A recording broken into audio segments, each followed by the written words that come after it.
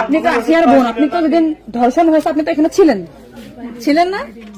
যেদিন ধর্ষণ হয়েছে সেদিন নিয়ে আপনি কিছু কথা বলছেন টেলিভিশনের সামনে, আমরা দেখেছি, সারা বাংলাদেশের লোক দেখছে।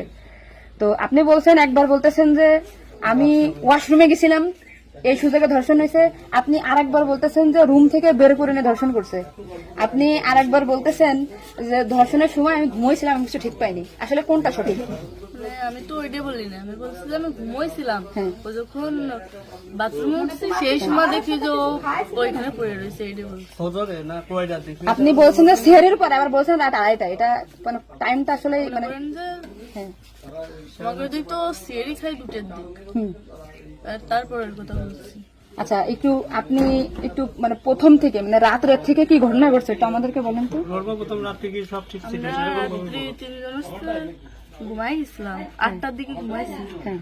আমি, আমার জামাই আর আমার বোন। হুম। আর আমার বোন হচ্ছে আমার পাশে ঘুমাইছিল। হুম। তা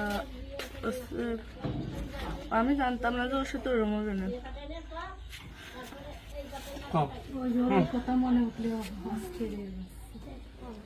আপনি আসিয়ার বোন, আপনি ওইখানে ওই দিন ছিলেন এক ঘরের ভিতর, আপনার কথা মানে আপনি যা বলবেন সেটাই হবে। এই জন্য আপনাকে যদি ওরা ঘুমের ঘরে কিছু খাওয়াই থাকে আপনি বলবেন যে আমাকে ঘুমের ভিতরে কিছু খাওয়াই দিচ্ছে, আমি ঘুমাইছিলাম, আমি কিছুই জানি না, আমি সকালে উঠে দেখছি এটা।